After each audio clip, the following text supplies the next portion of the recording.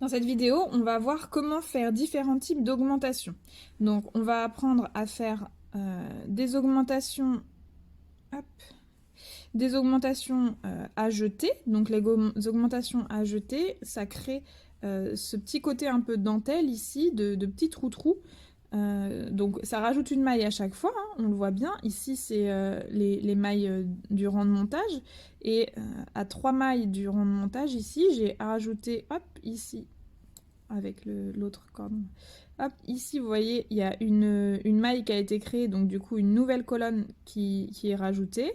Pareil ici, au-dessus du trou, j'ai une nouvelle colonne de maille qui a rajouté, parce que j'avais, grâce à ce trou-là, en fait, j'ai rajouté une maille. Et là, pareil, j'ai commencé, hop, au-dessus de ce trou-là, on a une nouvelle maille qui est créée, et en dernier, ici, hop, pareil, on a encore une maille qui a été créée. Donc voilà ce qu'on va apprendre à faire aujourd'hui. D'abord les augmentations en jeté, mais il existe aussi d'autres augmentations qui sont dites les augmentations intercalaires. Donc elles sont visibles parce que bah, évidemment vu qu'on rajoute des mailles, on voit que les rangs partent sur les côtés, donc dans ce sens-là ou dans ce sens-là. Mais elles sont quand même beaucoup plus invisibles parce qu'elles ne créent pas de trous, d'accord?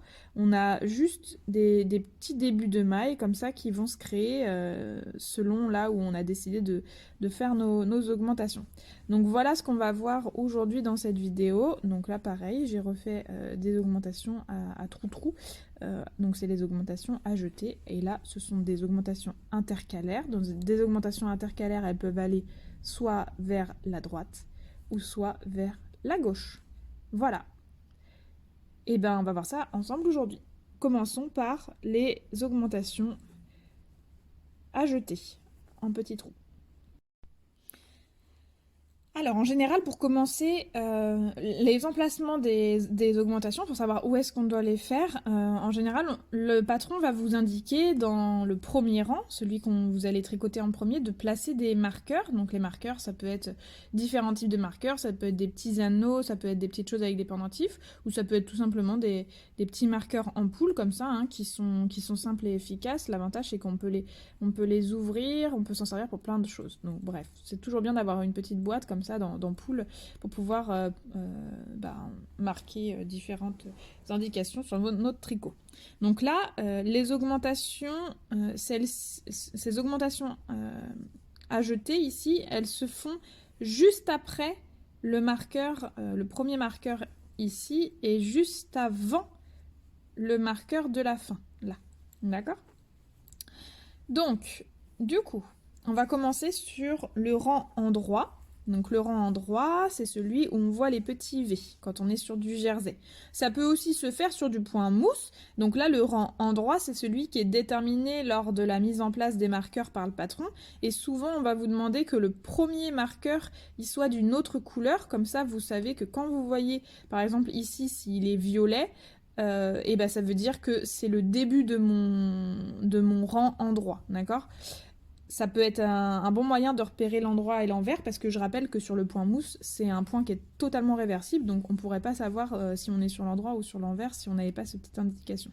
Donc pour pas se perdre, c'est pour ça que beaucoup de patrons disent le premier marqueur de le faire d'une autre couleur quand on est sur du point mousse. Donc on peut très bien utiliser l'augmentation à jeter sur du point mousse sans souci. Donc on va venir hop, faire nos 3 premières mailles ici. Hein. Avant d'arriver à notre marqueur d'augmentation, on a 3 mailles à tricoter. Donc on tricote nos 3 mailles à l'endroit. 1, 2 et 3. Donc l'avantage c'est qu'on n'a pas besoin de compter tout le temps puisqu'on a notre marqueur. Donc notre marqueur, on le passe d'une aiguille à l'autre. Souvent, c'est marqué faites glisser le marqueur. Oh, bah, sauf s'il s'échappe. Souvent, c'est marqué de faire passer le marqueur d'une aiguille à l'autre en marquant glisser le marqueur. D'accord? Donc, voilà. Ensuite, ici, on va devoir créer... Oh, évidemment, c'est flou à ce moment-là. On va créer une nouvelle maille. Donc, comment on crée une maille à jeter ? une augmentation à ajouter, pardon. Donc c'est facile, c'est vraiment l'augmentation la plus simple à faire. On prend notre fil, on fait un jeté, comme son nom l'indique, augmentation à jeter, bah, on fait un jeté. Donc un jeté, c'est passer le fil par-dessus notre aiguille dans le sens inverse des aiguilles d'une montre, c'est toujours dans ce sens-là. Et maintenant qu'on a ce fil en travers de notre aiguille, on va tricoter normalement la maille qui suit, donc à l'endroit. Et si on regarde ici, on a créé une maille en plus qui est attachée à rien du tout en dessous. Ça a créé un trou, mais on a un fil comme ça qui passe par-dessus notre aiguille. Donc ça, en fait, c'est la nouvelle maille avec en dessous le trou qui crée les petits trous de dentelle. On continue à tricoter jusqu'à la fin du rang.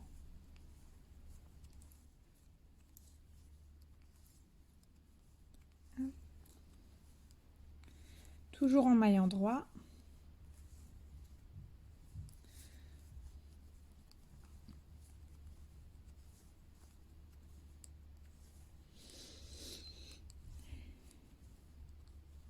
Hop. Et donc là, on arrive à notre marqueur. Donc je fais la dernière maille. Et avant notre marqueur, cette fois-ci, on va créer une nouvelle maille pour toujours garder les 3 mailles de lisière là de l'autre côté du marqueur. Donc l'augmentation ici, ça va être aussi une augmentation à jeter. Donc on prend notre fil et comme tout à l'heure, on va faire un jeté par-dessus l'aiguille de gauche. On va passer notre marqueur de l'aiguille de gauche sur l'aiguille de droite. Mince, je vous ai dit l'aiguille de gauche, mais non, on fait bien. Hop, attendez, je reviens à la position d'avant. Là, on fait un jeté sur l'aiguille de droite, pardon. On passe le marqueur de l'aiguille de gauche à l'aiguille de droite. Ok. Et ensuite, on va venir faire... Alors, souvent, le mieux, c'est de passer le marqueur, la petite pointe du marqueur, vers nous. Et donc là, on va venir faire, hop, notre maille normalement. Et ça va nous créer encore une maille supplémentaire avec un trou en dessous. On fait nos 3 mailles. Et là, pour l'instant, on a juste un fil qui passe ici, par-dessus notre aiguille, avec un trou en dessous, et pareil de ce côté-là. Là, on voit bien. Un fil ici qui passe par-dessus notre aiguille, avec un trou en dessous. Donc ça, c'était le rang endroit. Maintenant, on va faire le rang envers. Le rang envers, hop, on va devoir donc tricoter à l'envers les 3 premières mailles, puisqu'on est du côté des petites bosses. 1, 2, 3. On va faire passer notre marqueur. Ici. Et là, on se retrouve sur notre fil qu'on a passé par-dessus. Donc on fait attention de ne pas le faire tomber, hein, on le tient bien, et on va le tricoter comme une maille, normalement. Donc c'est-à-dire ici, puisque je suis sur du jersey, je le tricote à l'envers. Si on était sur du point mousse, on l'aurait tricoté à l'endroit, comme on est en train de faire notre rang, d'accord? C'est juste parce que là, je suis sur du jersey, que j'ai un rang qui est à l'endroit et un rang qui est à l'envers. Mais si vous êtes sur du point mousse, c'est que des rangs piqués en maille endroit, hein, d'accord? Donc là, j'ai tricoté ce brin qui était passé par-dessus, ce qui me crée un trou en dessous, mais qui a fixé la maille. Vous voyez, maintenant j'ai des mailles. De ce côté-là, ça crée, hop, un petit trou, mais une nouvelle maille est apparue. Et donc on est prêt à avoir 2 mailles en plus, du coup, parce que je vais faire la même chose de ce côté-là. Le fil qui est passé par-dessus, je vais le tricoter comme si c'était une maille tout à fait normale qui arrivait sur mon aiguille. Hop là. Donc je tricote jusqu'à la fin de mon rang.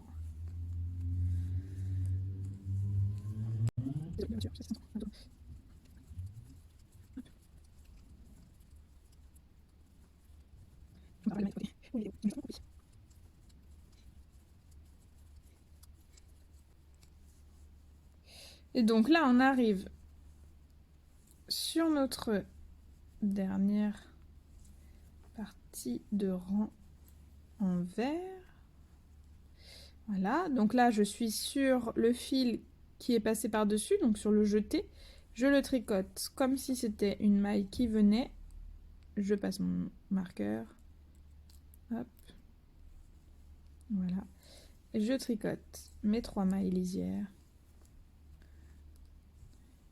Hop. Et voilà, je suis revenue sur mon rang en droit.